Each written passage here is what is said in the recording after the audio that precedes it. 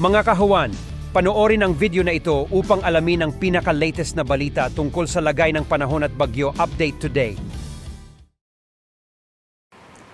Asahan na po ang mga pag-ulan ngayong araw at sa mga susunod pa na araw sa malaking bahagi po ng Southern Luzon, Visayas and Mindanao dahil po sa umiiral na southwest monsoon or habagat na siyang unti-unting pinalalakas. Ito pong bagyo na nasa labas ng ating Philippine Area of Responsibility.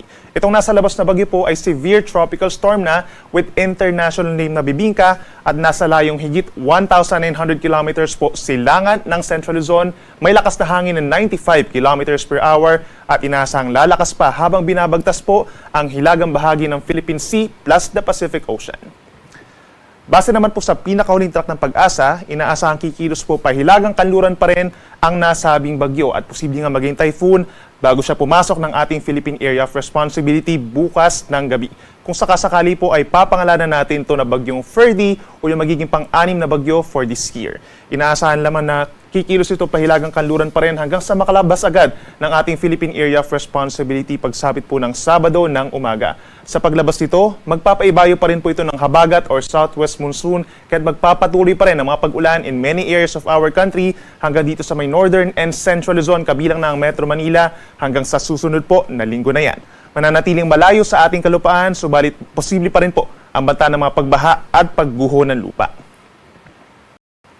Para naman po sa latest regarding po dito sa tropical cyclone threat potential or binabantayan natin ng mga potential na bagyo, pagkalampas nitong si bagyong potential na Ferdy, pagsapit po ng early next week, ay may posibleng mabuo nga po na panibagong low pressure area sa may silangan po ng Luzon over the northern portion of Philippine Sea.